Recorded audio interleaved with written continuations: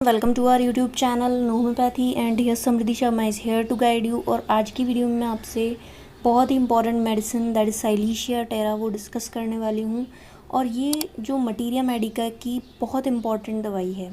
जैसे हम देखते हैं सल्फ़र है, सुरैनम है, मेडोरिनम है, मिज़ेरियम है और पल्सेटिला है, वैसे ही ये दवाई है जो बहुत ही इम्पॉर्टेंट है और ये हमें बिल्कुल पता होनी चाहिए। क्योंकि अगर किसी को कोई बॉयल हुआ है ओके, तो इसको कब देना है, ये क्या काम करेगी, उस पस में बनाने में हेल्प करेगी या पस को कम करने में हेल्प करेगी, ये सारी चीज़ें आपको पता होनी चाहिए। बहुत ही इम्पॉर्टेंट चीज़ है ये। और साथ ही साथ क्या इसका, अगर आप दवाई दे रहे हो फॉर द कॉन्स्टिट्यूशन बेस, तो इसका क्या कॉन्स्टिट्यूशन है ये आपको पता होना चाहिए। और किन किन बीमारियों में ये काम में आती है, ये सारी चीज़ें आपको पता होनी चाहिए। सो ये सारी चीज़ें मैं इस वीडियो में आपसे डिस्कस करूँगी, तो इस वीडियो को शुरू से लास्ट तक देखिएगा। तो चलिए वीडियो को शुरू करते हैं।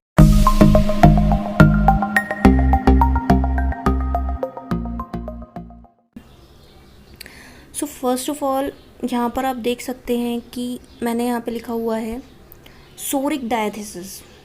ओके, अब इसका मतलब क्या है? Diathesis means tendency and the psora means psoric मियाज़म।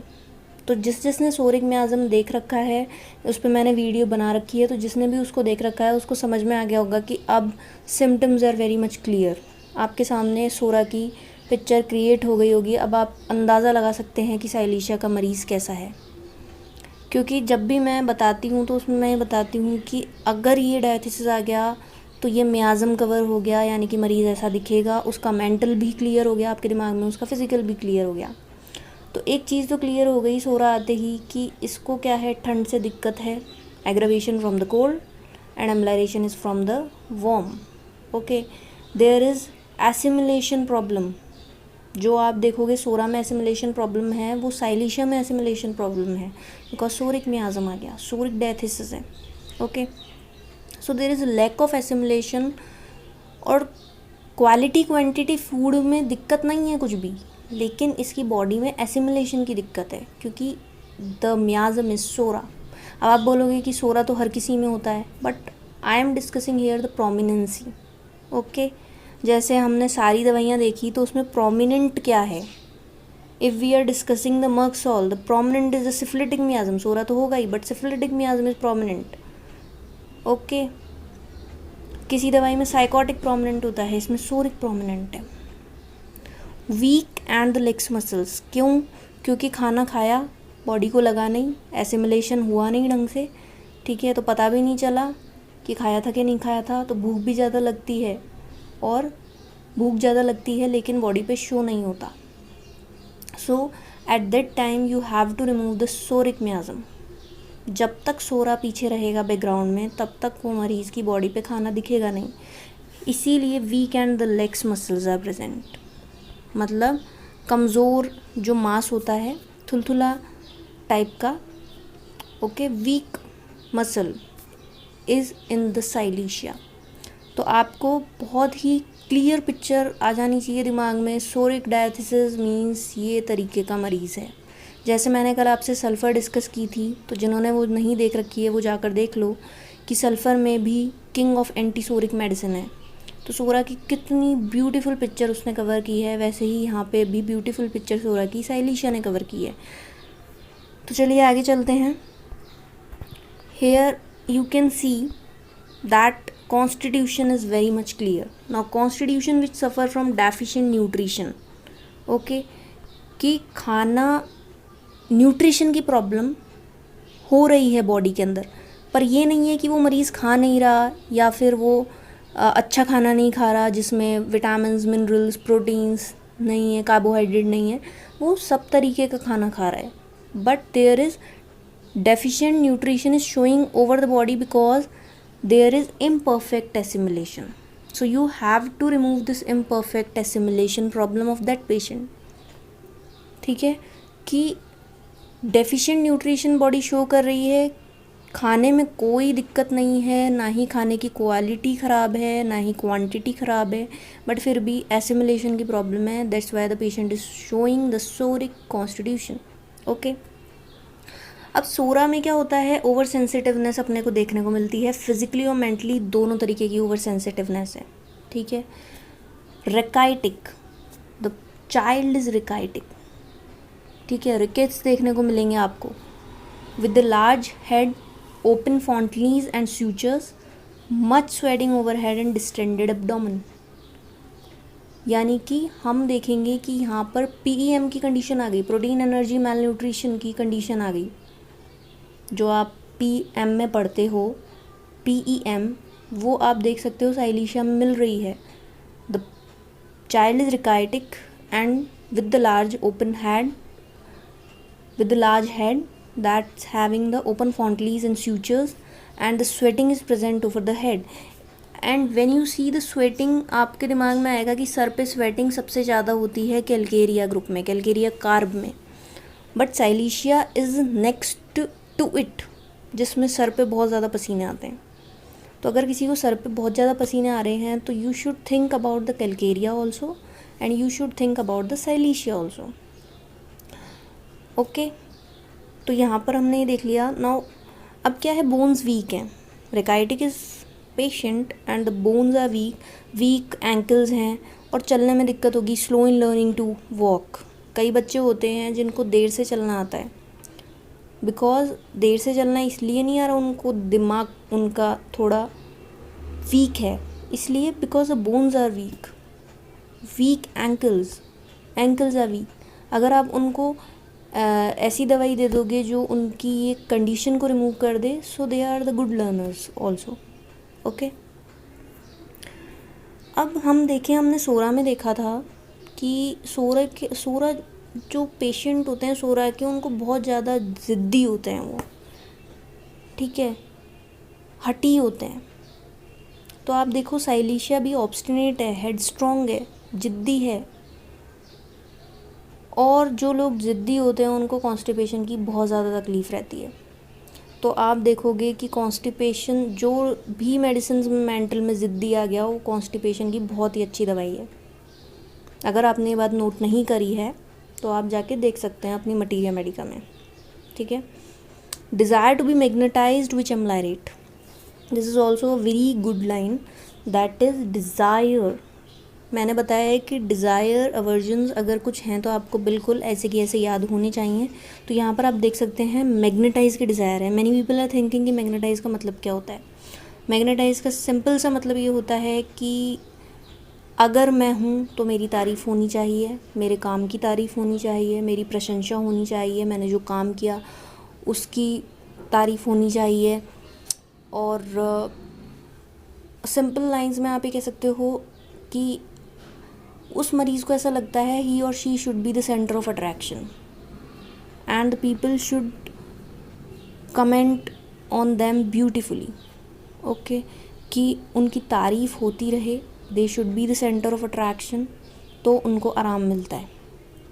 Phosphorus है, फॉस्फोरस में आप जाके देखोगे, फॉस्फोरस को भी मैग्नेटाइज होने की बहुत ज़्यादा डिज़ायर होती है कि लोग मेरी तारीफ़ करें, प्रशंसा करें, ठीक है। Now if the elements are coming, मैंने आपको बताया है कि एलिमेंट्स जो हैं एलन स्कीनोट के बहुत ही इम्पॉर्टेंट पार्ट है, ठीक है। तो अगर आपको ये जानना है कि एलन स्कीनोट कैसे पढ़नी है, एलिमेंट्स क्यों पढ़ने ज़रूरी हैं, तो आप जो है वो वीडियो जाके देख सकते हैं, जिसका लिंक आपको डिस्क्रिप्शन में मिल जाएगा, ठीक है। तो एलिमेंट्स यहाँ पर है सप्रेस्ड फुट स्वेट, ठीक है। अब बहुत से लोगों को ये पता नहीं होता कि फुट स्वेट सप्रेस कैसे हो जाता है। सिंपल सी बात है, मेरे पैर में पसीने आ रहे थे, मैंने जाके धो लिया पैर, ठीक है।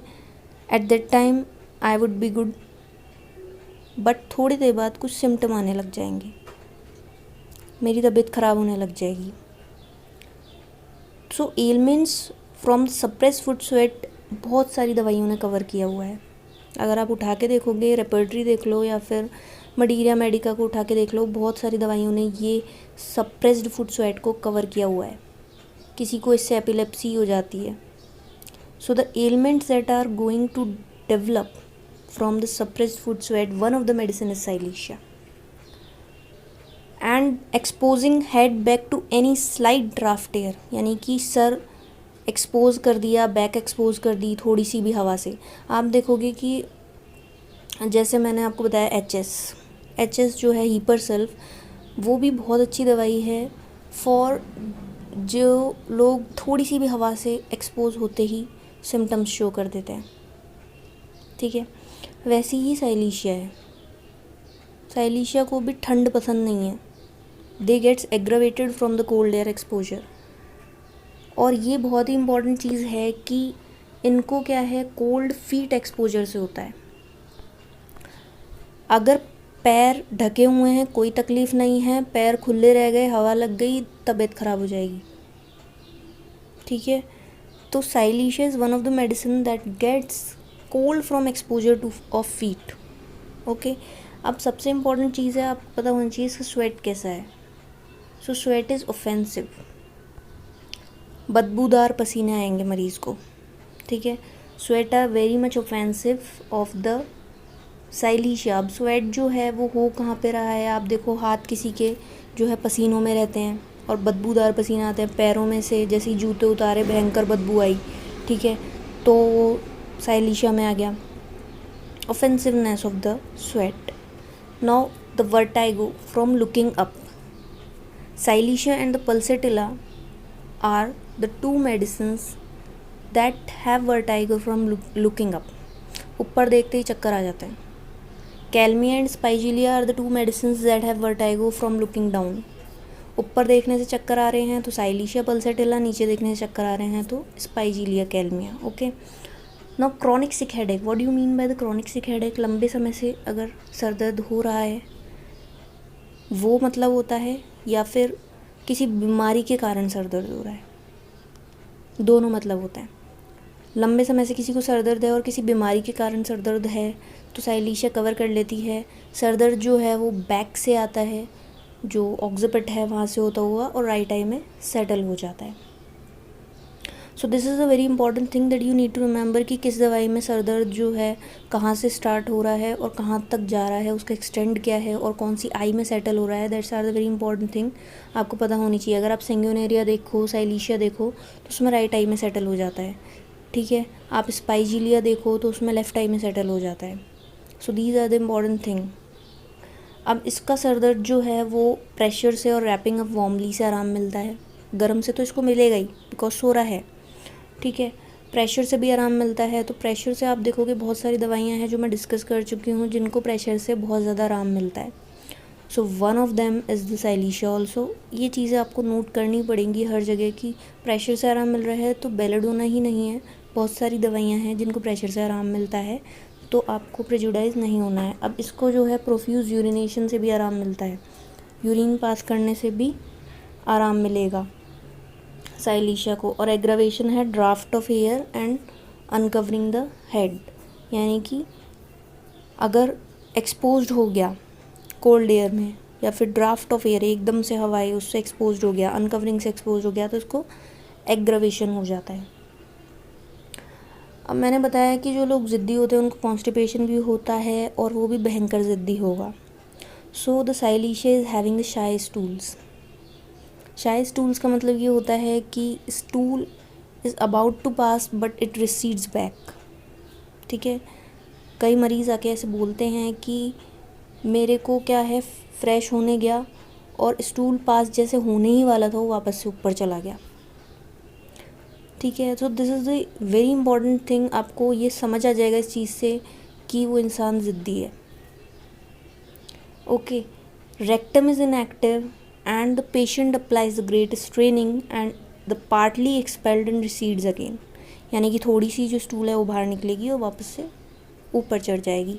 Now this is important line आपको जो याद रखनी है, constipation before and during menses. बहुत सारी फीमेल्स ऐसी होती हैं जिनको मेंसेस आने से पहले भी कॉन्स्टिपेशन हो जाता है और मेंसेस आ रहे होते हैं तब भी कॉन्स्टिपेशन रहता है।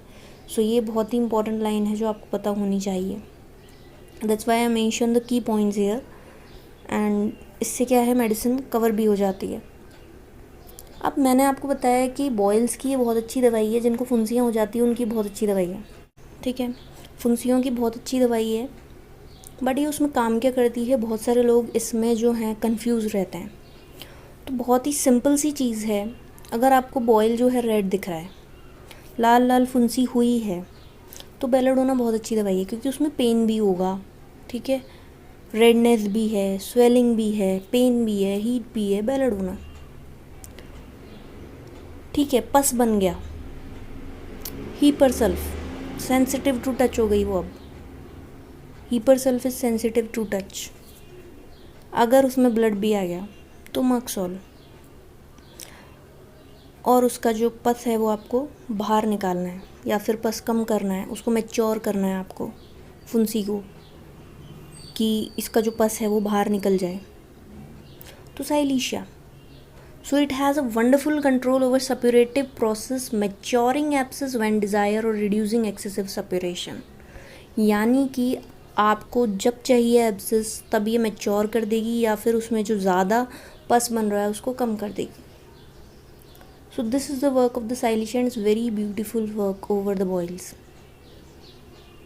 बॉयल्स पे बहुत अच्छा काम परफॉर्म करती है साइलिशिया, और आपको ये चीज़ पता होनी चाहिए कि किन किन स्टेजेस पे कौन कौन सी दवाइयाँ काम में आती हैं, ठीक है।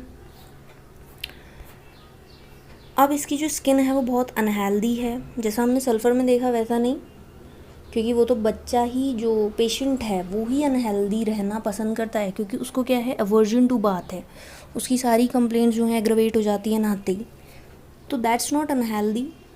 स्किन जो है यहाँ पे वो अनहेल्दी है, कि हर चीज़ पकने लग जाएगी, लगी पकने लग गई, ठीक है। Cripple nails on finger and toes. Cripple nails मतलब कि जिनके नाखून टूट जाते हैं जल्दी से, कि इतने से उगे थे और फिर टूट गए, ठीक है। So these are the cripple nails. Ingrowing toenails, किन कई जने होते हैं जिनके नाखून जो है अंदर की तरफ धंस जाते हैं, इन ग्रोथ हो जाती है, ठीक है। Blood boils, many people are confuse कि ब्लड बॉयल्स होता क्या है। तो आप जो है एक चीज़ क्लियर कर लो कि ब्लड बॉयल्स का मतलब ये नहीं कि खून के